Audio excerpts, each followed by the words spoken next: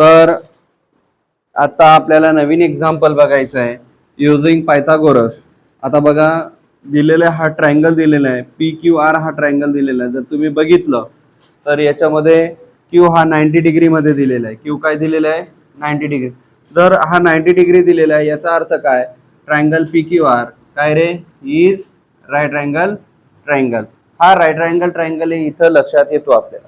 जर तो right angle triangle असेल तर समजून घ्यायचं, जर त्याच्यातली एखादी साईड काढायची राहिली तर आपण काय वापरू शकतो? पायथागोरस वापरू शकतो. आपल्याला पायथागोरस थेरम माहितीच आहे. काय असतो पायथागोरस थेरम?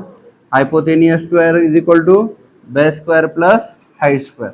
आता काही ठिकाणी असं पण म्हणतात पायथागोरस थेरम तर hypotenuse square is equal to side 1 square plus side 2 square. आता ते वेगवेगळं आहे, पण हे लक्षात ठेवायचं base square plus side square किंवा साइड 1 साइड 2 धरलं तरी चालेल. आता बघा एक याच्यामध्ये लक्षात ठेवायचं, ट्रायंगल कसाही असो, ट्रायंगल कसाही असो, जी राईट अँगल ट्रायंगल जी राईट अँगल दिलेला असला त्याच्या अपोजिट साइड ही हायपोटेनियस असते.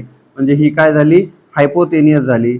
मग काय रे? हा पी आर चा स्क्वेअर ही हायपोटेनियस झाली. मग याच्यातली एक बेस कोणती पकडा? असा पकडा, कारण हा उलटा झालेला आहे इकडून इकडे. मग हा 9 स्क्वेअर प्लस एक्स स्क्वेअर. चला आता पी आर स्क्वेअर हा क्यू पी, याच्या व्हॅल्यूज टाकून घेतला. 41 square is equal to 9 square plus x square. चला मला सांगा 41 चा स्क्वेअर काय येतो रे? बोला 41 चा स्क्वेअर.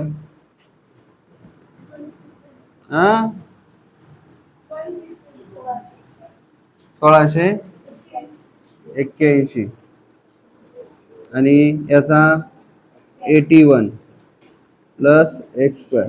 हा इकडे पाठवला -81 is equal to x square. म्हणजे x square is equal to काय आला रे? 1600.